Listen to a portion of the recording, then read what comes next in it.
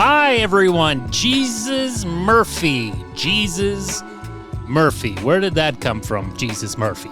Was it an Irishman who was cursing? Is there an Irish Jesus out there that I don't know about? Tell me, I want to know where Jesus Murphy comes from, and I don't want to look it up myself. Welcome back to Come Lose It with Matt Duncan. I am your host, Matt Duncan. Yes, it's been a while. It's been almost a damn friggin' month. But listen, it's been a bit of a wild month, and I've attempted to do this episode twice now. And the last time I did it was on the day that an HVAC guy was coming to the house to replace a part in our furnace, and he was late. And it really screwed me up because I had to keep listening for the door. I thought I heard it ring, and through the recording, it was turning into an editing nightmare, which is not how I do with this podcast. Okay? It's free flowing. I'm doing stings on the go. That's how we roll here. So if I gotta go with a fine-tooth comb through this podcast, then it's losing its purpose here. It's losing its purpose. But I do have some plans for the future. I do want to kind of try some different things with the health news segment. I want to do a little bit more of a produced segment just to test some things out, to kind of build up my producing skills just a little bit more, show what I can do, because this is it right now. This is the only pod I have. As I said, this has been an adjustment for me. I've been in a routine for the last half a decade or more, where I've been doing this other podcast every 2 weeks, every week, and now that's gone. It's gone. It was sudden. It was quick. So I think there's a lot of things I'm trying to get used to again, just kind of slapping a book shut and moving on to the next chapter in a different book. So that's what also has kept me from recording. I just had to get that in. But listen, folks, we're back. It's episode 107 right now. We're gonna get 108 in at the end of November, and we're gonna have a good time. Okay, the season is now. I'm boosted and floosted. I got the booster. I got the flu shot. I'm ready to go for the winter. I'm ready to go for the year. Okay, I ain't one of those, I'm not doing the multiple things a year. I do the one in the fall. That's all I'm going to do. That's all I'm going to do from now on. A lot of people aren't doing it at all now. A lot of people that are pretty old, and I'm a little nervous about in my life. But you just got to accept everyone's got their own fate. Everyone wants to paint their own picture. Hopefully everyone's fine. Hopefully, I'm just being a little nuts. Being a little nuts about wanting to protect myself about this terrible thing we went through for the last almost 4 years. It's been about 3.5 years. 3.5 years since we've been in that pandemic. Man. And I think we are all starting to feel how fucked up we are from it. I look like someone who just came back from World War I when they do those pictures. My face has gotten so white in the hair. I have to either, if I'm going to continue this acting thing, I either need to just go out for grandpa roles, or I need to dye my beard. Get lots of ads. Thank you, Instagram, for all those dyeing your beard ads. Or I need to shave it off, because it's putting me in a different bracket. And this is I look like I went through some shit. And I've been seeing some videos of me and some pictures throughout the years just before the pandemic, and man, I was nowhere near this gray. I was very gray on top, but my beard was still pretty brown. Pretty dark. And now it's barely hanging on to color. Every time I trim it, it's holy crap. Every time I see that pile of gray. Some people only have a couple of grays, and they pluck them. And they get all freaked out about seeing a gray. Wow, I've been seeing gray since I was 21. That's when I started to go gray. 21. Yeah, ever since I made the great decision to go to comedy school and then live in a basement of a frat house that I didn't join, just as a boarder. And yeah, that added some gray. That started the gray up, 100%. That's where it started. My first deep dive into depression. Anyway, the SAG-AFTRA strike is over. What does this mean for me? What does this mean for us Canadian actors? Hopefully it just means that my shitty day job will come back and I'll start to have a little bit more work there. It has been coming back, which is kind of nice. I have been busier than I have been in some months, thank God, but still needs to get a lot better. And we still have this lockout for the commercial actors here. Still have a lockout here. It doesn't seem like there's been any progress. Seems like we are, if they don't submit, if the other side doesn't submit, then the actor union in Toronto, ACTRA in Canada, will be busted. It'll be done, especially it might just be commercials will not be union anymore, and it'll go back to non-union, and it'll just be TV and film that are union, and they're going to lose a lot of members if that happens, a lot of members, because there's a far majority of actors that work don't break through to that other field. I am one of them. I don't get much TV work. I've never done a feature film, and I don't really get the opportunities through my agent anymore for things like that. Every once in a while, I'll get some kind of small day player, aka co-starring role, but it's few and far between, and they're usually, as I've said before, to please the accountants, to please the agreements that they have with shooting in Canada, where they need Canadian actors to come in and do some content. There has to be a little bit of that Canadian content in their work. That's us. But if they can just give us a line and then cut it out, they'll do that too. Happens a lot. That's just the way it goes. It's up to you to push through it. Some do. I don't. Fuck it. Matthew Perry died. Now, this is a bit of a tough one for fans growing up in the 90s watching TV. Matthew Perry, the star of Friends, one of the 6 stars of Friends. Wasn't a big Friends fan when I was a kid. I think I've come to appreciate it more later in life. I think if you watch it compared to other sitcoms, there was some magic there. There was definitely some magic there within that cast. It shows that it's not easy. It's not an easy thing to do that kind of work. And for whatever reason, it worked with that group. It really did. Everyone had the role, and Matthew Perry obviously was maybe the most popular of that show. He was the fan favorite, as you will.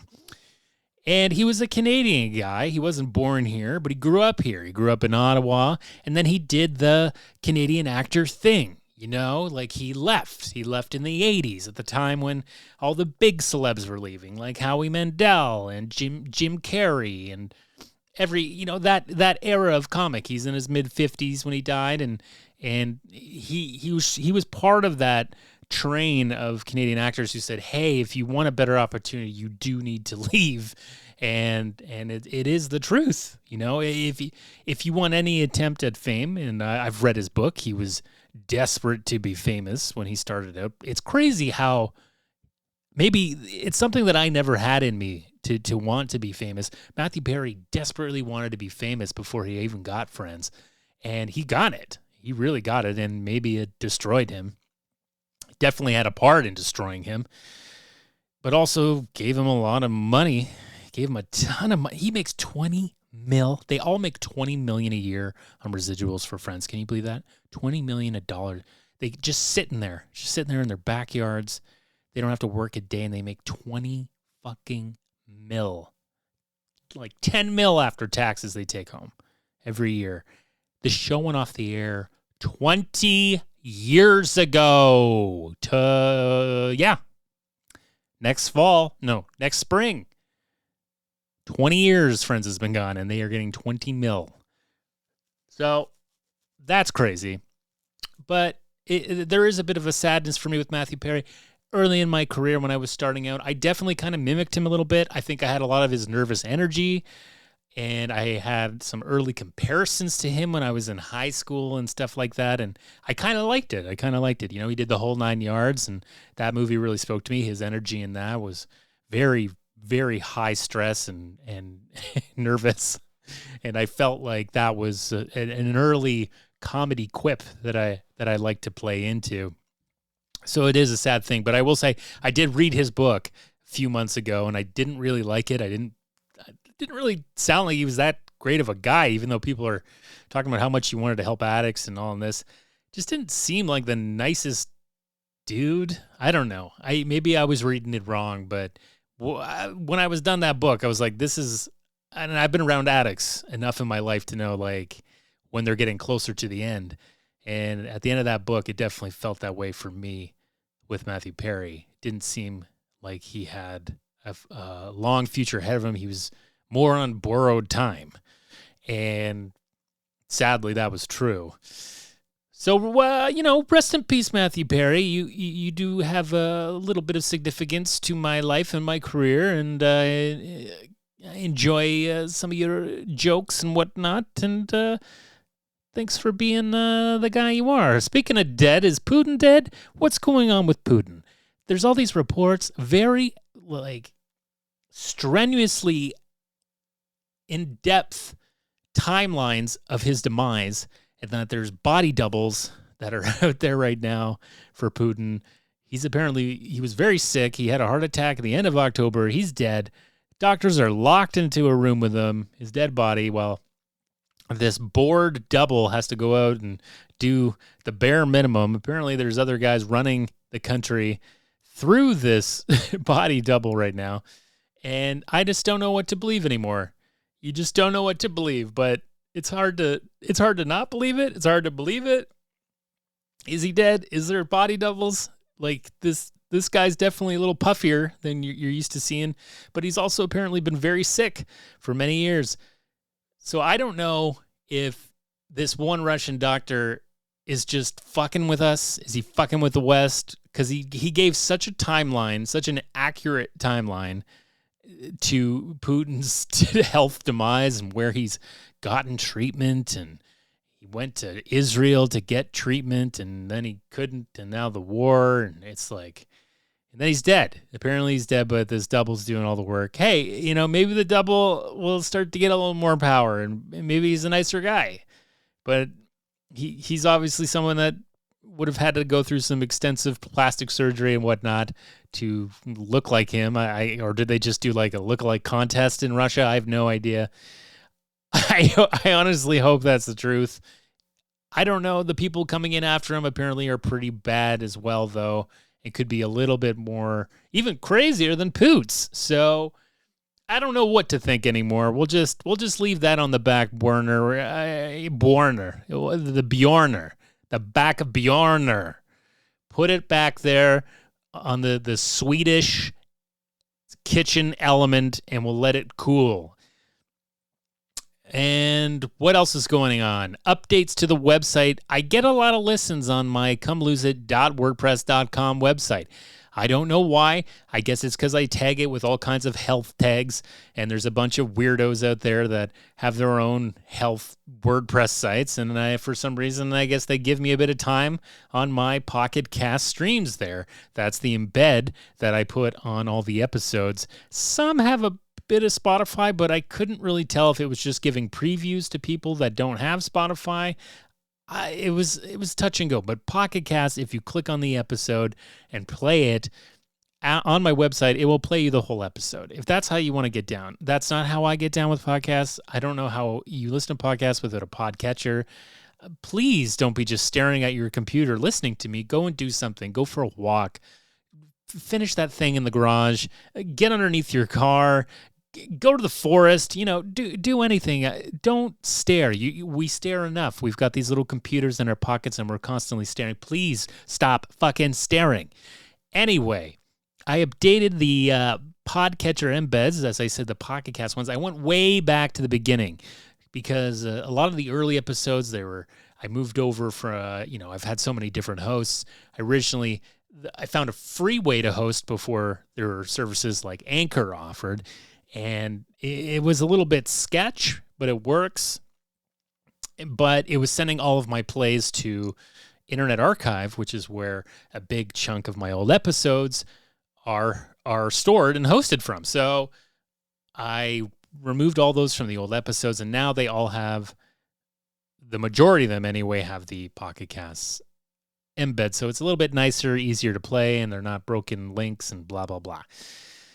So those people who like to check it out on the website, yeah, you can go right back. You can go right back to the beginning. I've even put a couple of different categories, the podcast Fat Boy years and the Kamloosa years, if you'd like to split it up even that way. And hey, as I've said, I sometimes write dumb reviews and things about exercise, bikes, equipment, and health. So I'm starting to get a hankering for it. Maybe I'll be posting something again soon.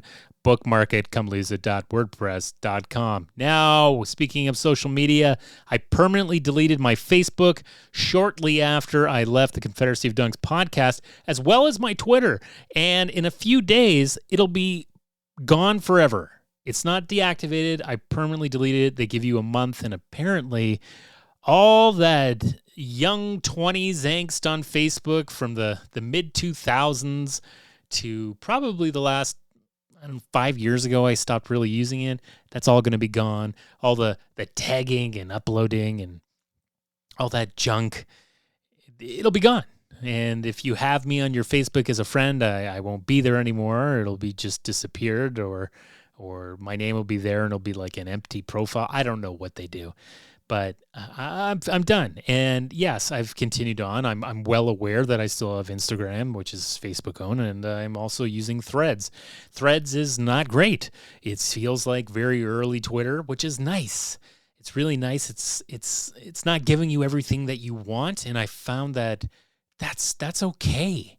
You don't need everything all the time as quick as you can get it. It's really helped me step back and feel that addiction that I don't know why I felt like I couldn't live without it. Like even with sports, it just felt like I was constantly needing to be second by second with sports news and whatnot. And I just don't think you need to do it. I've got the news app on my phone. I've got different sports apps. I'll check them out there. I don't need to hear every single sportscaster's thought about everything. I'll read it when they put it into something more cohesive, something that they've edited, and it's not just a fucking 10-word opinion, you know? I think we're getting a little too used to talking and speaking like Twitter. And there's a great podcast called Search Engine, and there's an episode where they talk about that, how like people talk like Twitter now, and how Twitter's just a horrible place, and you shouldn't still be there. You should not still be there. If you claim to be someone that's not a alt-right Nazi fuck, if you're not that, you shouldn't be there anymore. You should leave. And what else? Is there anything else in this opening turd? It's funny. I have a thing here that says, another U.S. mass shooting. I don't even remember what it was. That's how long ago. It's probably been like 3 weeks or a month since I wrote that. I can't remember a single thing about that mass shooting. What happened?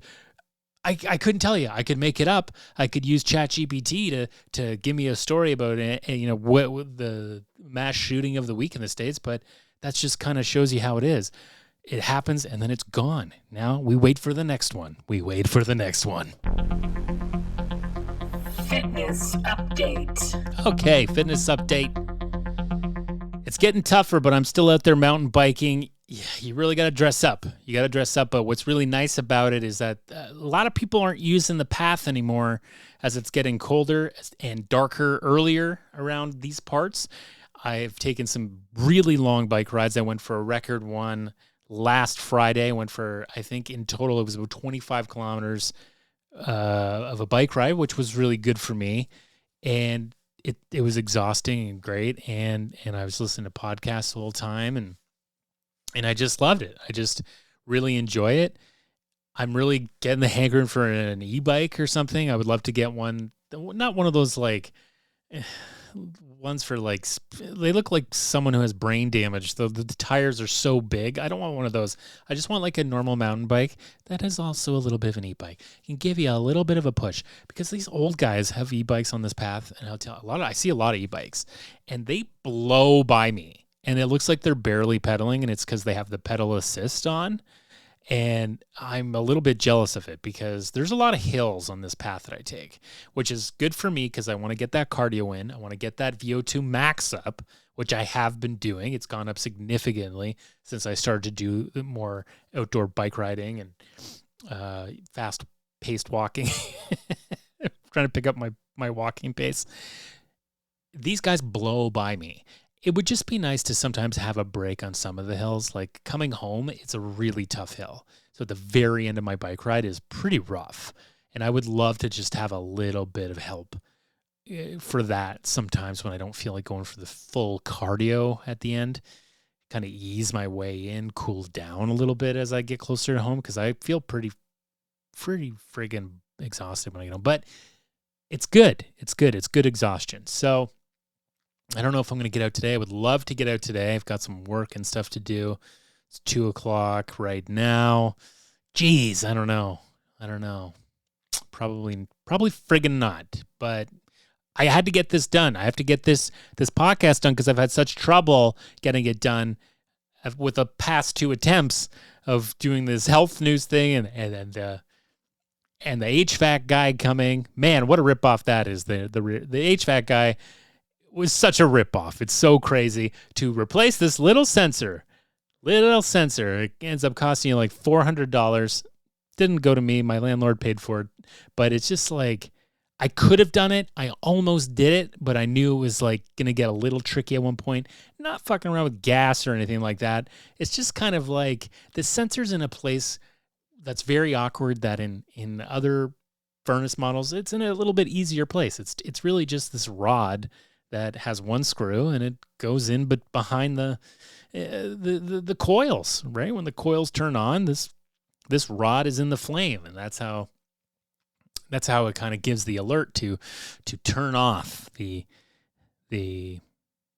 furnace. Why am I talking about HVAC so much? I'm sorry. I'm just in awe of how much a racket this world is. It's just a goddamn racket. But we're on the fitness update here. No more HVAC talk. Let's talk about my new Apple Watch. Yes, I got a Series 9. I'm pretty happy with it. God damn. I've had an Apple Watch now for 4 years. I finally got a new one for my birthday from my lovely wife. Bommy, that's how much of a baller my wife is. She buys me an Apple Watch for my birthday. So she's doing all right, I guess, folks? She's doing all right. But it just the difference in how I've gotten so used to a horrible battery on my watch. Like my Series 5 that I have is like the battery just dies so damn fast because it's been 4 years, and it's just how lithium-ion batteries go. One day this battery's going to suck on this one too. But I like to keep my Apple products for at least 4 or 5 years before I get a new one. So I'm glad I made it to 4 years, and I'm still using the old one. This is what I do, folks. It's on the charger right now. I slap her on, and I go to bed with it on. I'm not going to do it every night, but I have been doing it the last few nights because I've never really done the sleep analysis since I had a Fitbit many, many years ago. So I've been doing that, and it's just been kind of nice to see a little more accurate reading than I got with the Fitbit on my respiratory rate and my heart rate while I'm sleeping. My heart rate, I'm like, it drops, folks. I've got a very low resting heart rate when I sleep. I'm probably around 50. 52 is my average while I'm sleeping. It's pretty fucking crazy. It's pretty crazy. But I don't think, it's not like I need a pacemaker or anything like that. I think it's just, I've always had a lower resting heart rate, and you know what? Gotta give myself some credit. I may not look like I do a lot of cardio and stuff, but I have been working out pretty damn consistently over the last few years. I've been doing a lot of indoor cycling. I've been doing a lot of weights, now doing the mountain biking. Like, there's no week that goes by where I'm not doing a ton of working out through the week. I always try to do at least 3 or 4 days, and I've been off to a bit of a slow start this week, unfortunately. So I might just do the indoor cycle today just to get back on track. I haven't even used the new watch yet with an exercise because I got it on Monday, and it's just this is what happens sometimes. Sometimes you go through a few days, and I don't know where my head is right now, but I've been playing a lot of Red Dead Redemption on my PlayStation, and yes, I've already beaten it once many years ago, but I lost all that saved game when it crashed, and so I was like, for some reason, I need to finish it again. I need to finish the thing again, and I'm at the end, but boy, does it take up a lot of your time, and you're just sitting there. And sometimes I'm fishing or hunting and killing people at a campsite, killing a racist who made me go to his old foreclosed house to get his ledger for his slaves. Like that is such a mental little journey you have to do when this guy's like, can you go get these things for me? They're really important. And then you get this book and it's a ledger of slaves, and there's like you're in a dungeon. And so I go back and give it to him, and then I immediately killed him and threw him on a fire. Immediately killed him because that's fucked up. That's fucked up. Your ledger was important to you? And he's like, this country's changing. This sucks. And I was like, yeah, man, it's fucked up. It's fucked up what you did. I'm going to kill you now. Anyway, that's the fitness update. Guys, let's get into one topic of health news, and then we'll just try to skim our way into the other shit. Health news. News that is health related. Okay, so I've tried a couple different ways to tackle this. We're just going to talk about this article because I know I've talked about Ozempic before at the very beginning when we were starting to hear about the Hollywood parties. People were getting together. They were shooting up Ozempic, and they were losing a bunch of weight. And you've probably noticed people like Mindy Kaling is looking real thin, but also a little bit strangely gaunt or something. It was kind of like when we had our neighbors there was this diet. Oh, I can't remember what it was called, but there was like centers around towns and stuff. You would go to the specific thing. I can't remember what it was, but they lost a lot of weight, but they looked so gaunt. And that's kind of what it reminds me of, the Ozempic look a little bit. I'm not saying that some people don't look great. I just feel like there's people that weren't that much overweight that are using it, and now they're starting to look like they're kind of, there's like a vacuum going into their cheeks and it's sucking out a little bit. That, that vacuum suck look. I love that vacuum suck look, just get the vacuum in there and give her a little pull. So Ozempic is like, it's a diabetes medication, right? It's arguably the world's most famous drug. And then it turned into a miracle weight loss one that's rocketed up the sales chart. And it may only be the beginning. Now, this type of drug and other medicines in this class, they're known as GLP-1 receptor agonists. So this GLP-1 receptor is important. It appears to have protective effect on the heart, the liver, kidneys, in addition to helping people lose weight, which in itself reduces the risk of many ailments. There's also reason to believe that GLP-1s could help combat substance abuse or even Alzheimer's disease. Now, that's bad news for a broad spectrum of makers of drugs and devices. For example, Americans spend about $250 billion a year treating cardiovascular disease, the leading cause of death in the U.S. That includes what insurers and patients pay for blood pressure meds, bypass surgery, implantable cardiac devices like pacemakers, and Wells Fargo Securities estimates that GLP-1s could reduce the market for cardiovascular disease treatments about 10% by 2050. So that is, if it's a $250 billion market, they're going to eat into $25 billion of that. Isn't that fucking insane? There's all kinds of crazy evidence that, like with kidney disease, Ozempic has been helping. The company that owns Ozempic is Novo Nordisk, and they like stopped the study early on the kidney disease because it was so conclusive. So that's going to really eat into the kidney disease market, apparently, which is like $125 billion in America. Just looking at these different things, like, Alzheimer's disease, $321 billion a year. Cardiovascular disease, $251 billion. Diabetes, $237 billion. Obesity-related medical care, $173 billion. Non-alcoholic fatty liver disease, $103 billion. These are all huge, huge markets that this drug and the other drugs that have come out, like the stronger versions, is like Wegovy for people that have like major obesity. That they got that major weight going. These GLP-1s, and apparently was concocted by a University of Toronto professor 40 years ago. and they had no idea. And as he says, quote, I don't think any of us had the vision that 40 years later we'd be thinking about all these different actions of GLP-1s. Now, there are some problems with it. For one, there is the cost right now. If you were, I don't know if you can get it for insurance because this is only approved for diabetes in the US. So I would imagine if you're using it for weight loss, it's not getting covered. And that means your Ozempic is costing about $900 a month if you can get it. Wegovy, the stronger version, is more than $1,000. So eventually it's going to take some time for this prices and stuff to come down. I don't know in Canada how these things are being covered, again, because it is a diabetes drug. People are using it for other things that haven't been fully approved for yet, but seemingly work. Will just have to take time, apparently. But also, there are some side effects. There's some trouble. There are people that are in lawsuits right now saying that it causes intestinal blockages, suicidal thoughts, things like that. So there are side effects to Ozempic, and I've seen some different articles of people that were on it for 4 years and how it was just an absolute hell for them. But it seems like once maybe they can figure that stuff out, and then they can focus a little bit more on how these GLP-1 receptors are helping to improve like people with Alzheimer's. And it seems like people who take Ozempic, they start to lose cravings for like alcohol and other things. And so that's helping with substance abuse. It just seems like it could be a real big thing. It could be like when penicillin was fucking made, and you know, sometimes the best things are found by accident, just like Pfizer.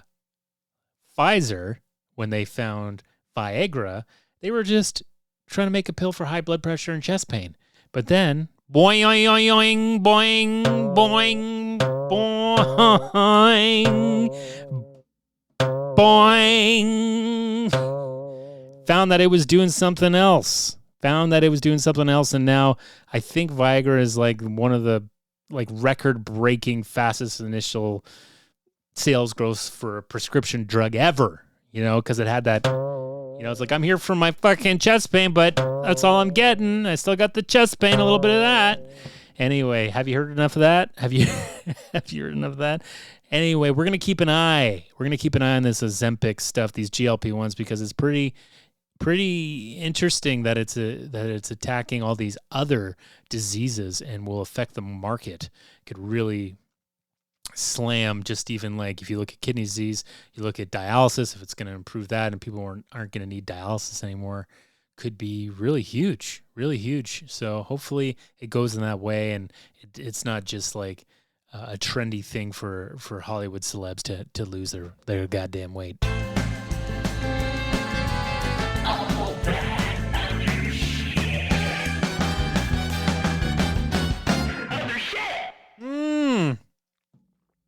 Sorry, I missed a little swig of coffee there.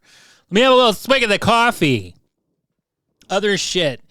Sam Bankman-Fried was guilty on all accounts of defrauding the people that use FTX, all the people that are on the crypto there. I think it was like $8 billion. He had like 7 counts. He'd go to jail for like 170 years or something crazy. This company, FTX, and I'll talk real briefly about what I think of crypto. I think it's all bullshit. I think it's ridiculous, and I've got a little bit of money in crypto right now. I bought at the height of Bitcoin, and I've lost a lot of money, but I wasn't in for very much. But I'm not getting out until I get my money back. Bitcoin has been going up.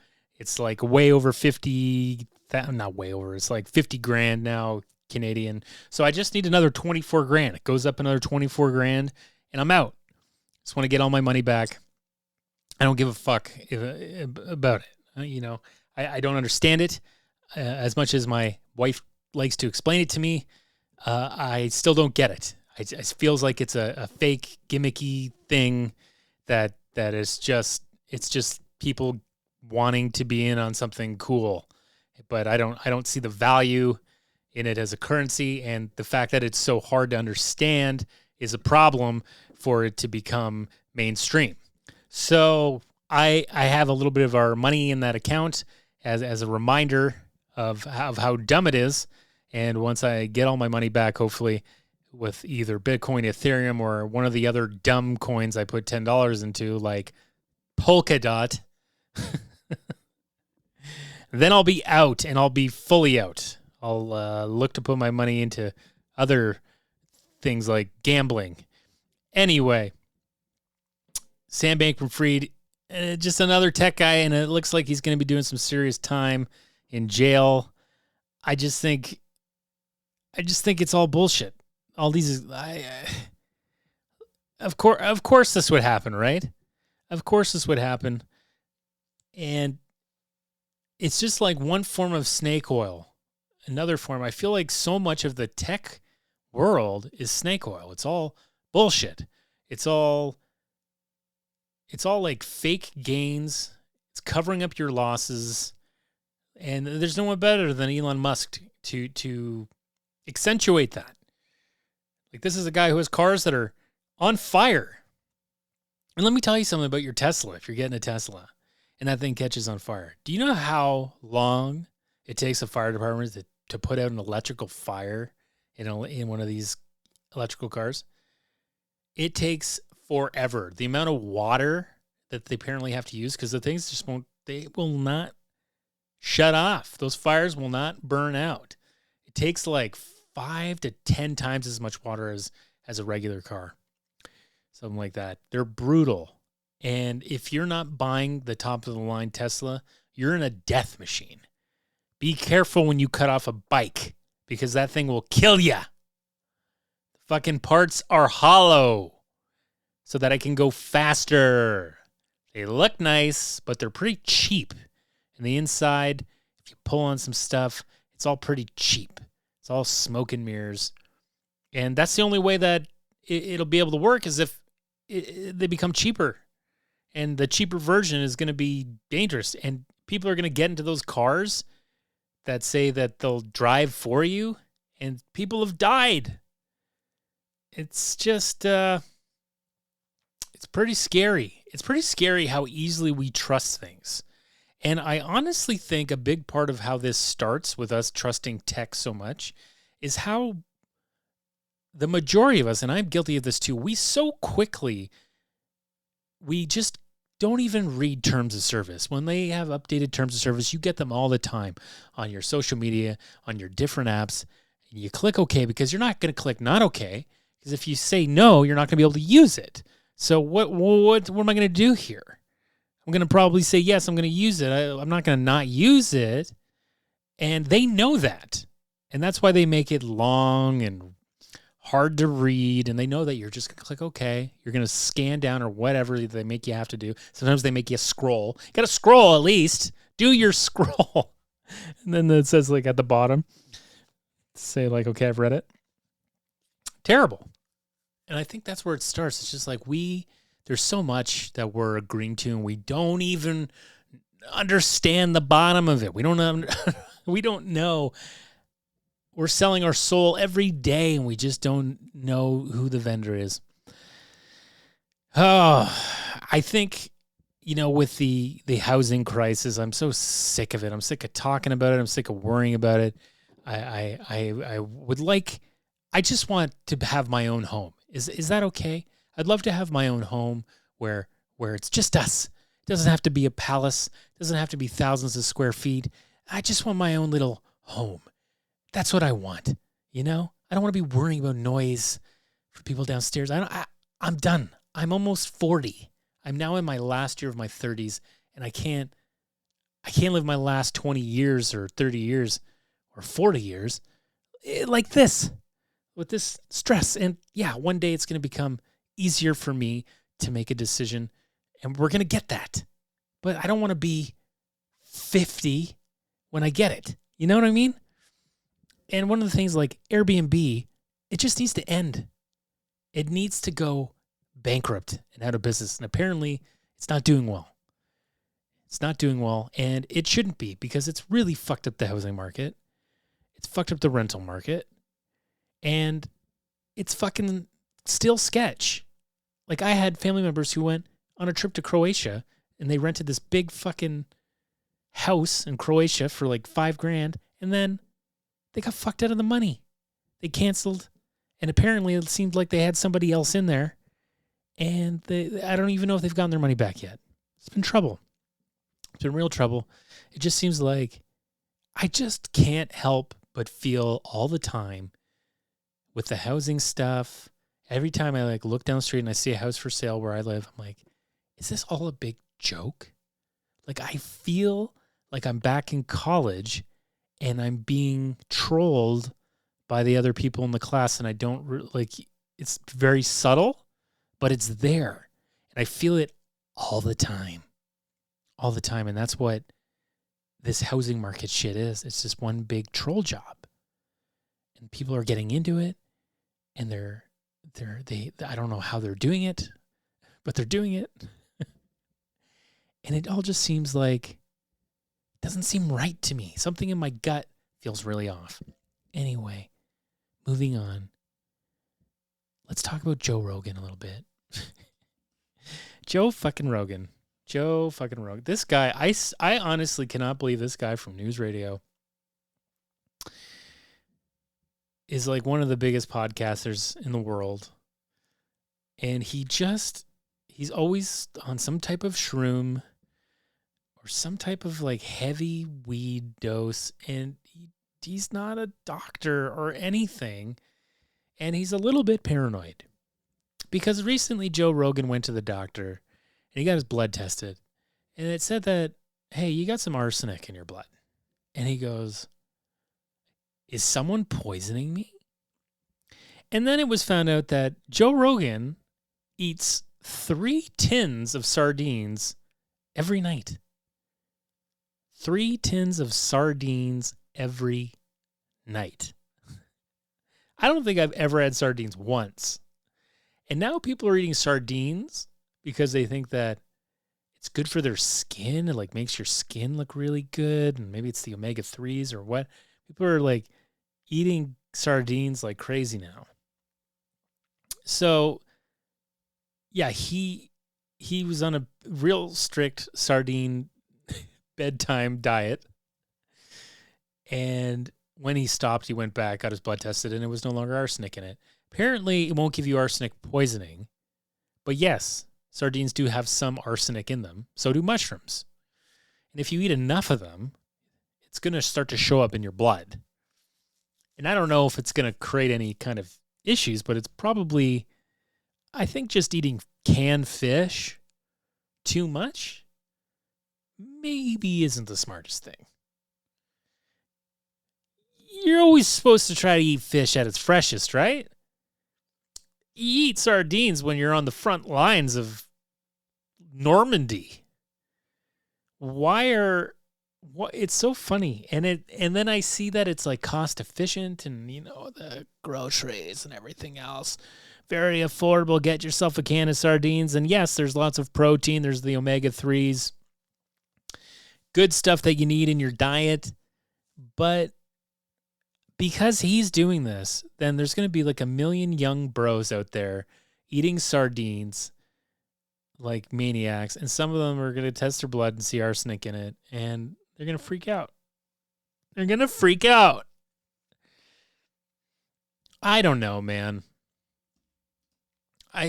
This is a health and fitness podcast, so you got to talk about the dumb things, the good things. You can't take any. I don't try to give out any advice because you see what happens when people that are not that aren't qualified to give out these things. What it does, it really fucks up everything. Anyway, did you hear the new Beatles song? That was like apparently half AI or something like that. I listened to it. It's not their best work. It's not their best. Robot John he's not my favorite John. Everyone has their favorite John, and Robot John is not mine. So I don't know. I hope this isn't what's going to happen. I don't want to hear Janis Joplin and like fucking Jim Morrison do a Christmas duet or something, you know? Like, is this what's going to happen? Like, we're going to start getting samples of all these people that are dead, and then we're going to be mixing and matching them and doing new songs and new albums. And no, I don't think we need this. And I think it's weird that the Beatles were kind of behind this thing, starting this. Now it's going to be a thing. Now it's going to be a thing. This like AI. Oh, wait, well, let's get one more album of Crosby, Stills, Nash and Young. Let's get them back together again. Because, those four did not like each other. A lot of tension in that band. But they're going to come together for a Hanukkah song or something. They're going to do the... I'd like Crosby, Stills, Nash and Young to do the Hanukkah song by Adam Sandler. 4-part harmonies. Lots of guitar. I want like 10 more guitars in it. Lots of, 2 electrics, at least 3 acoustic. That's Crosby, Stills, Nash and Young to me. And yeah, maybe I will listen to that. But I really hope that's not going to be the state of music, because then what are we even, why are we listening to anything, Last thing I'll talk about. Robot John. No, I'm done with Robot John. Don't like Robot John. Anyway, a woman sued Tim Hortons in Winnipeg because they accidentally put cream in her tea instead of almond milk, and she fucking died on the table. She was not breathing for 8 minutes. They had to do CPR for 8 minutes. They had to revive her. She had to take an EpiPen right after it happened. There are people that I've never heard of, people with a milk allergy like this, where it's like peanuts, where you take it and like you go into anaphylactic shock, and you're like, she's got it. Sounds like she has a bit of brain damage from it. And she used the Tim Hortons app to make her purchase, and she chose almond milk instead of cream. Now listen to me. If you're a tea drinker out there like I am, I was a heavy tea drinker as a kid. Before I really got into coffee, I was a big tea drinker. In high school, I would drink a lot more tea than coffee. And cream in tea is not good. It's not good. I hate it. Sometimes I have to put it in here because I don't have any like 2% milk or something. That's the best one for milk, for tea, 2%. It's the best. Maybe homo milk, but I'm not someone who buys that. I'm a 2% guy. For tea. I don't drink it. I don't drink glasses of it anymore. But when you put cream in it, it's a different vibe. So already, I didn't even know Tim Hortons did substitutes for milk. I didn't know you could get almond milk at a Tim Hortons. That ain't why I'm going to Tim Hortons. I ain't going for my faith in their quality control, And I think you always have to remember, when there's a place that is being run by teenagers at some level, if there are teenagers working there, you really have to be careful. And if you have that kind of allergy where you die if you have milk, because like milk is like almost in everything in some form or another, you probably shouldn't be going to Tim Hortons. Just saying. It's not right that they fucked up your almond milk, but it's a pretty easy mistake to make. And maybe it didn't show up to them on their fucking monitor. Who knows? It's an easy mistake to make. If you can have a taste of it, you shouldn't be going to fucking Tim Hortons for your coffee. You should be getting a black tea and bringing a little thing of almond milk, or that's what I would do. I wouldn't take that fucking risk. I'm not shaming you, lady. I'm just saying you need to be more friggin' careful.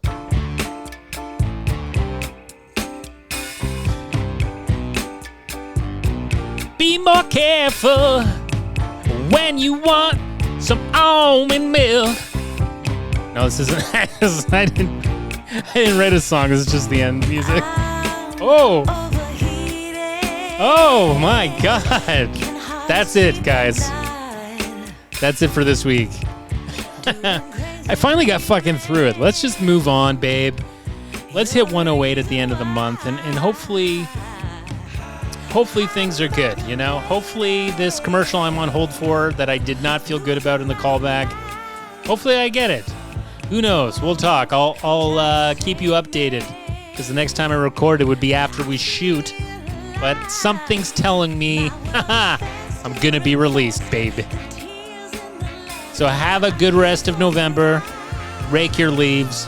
Put your pumpkins in the goddamn yard waste. Good night.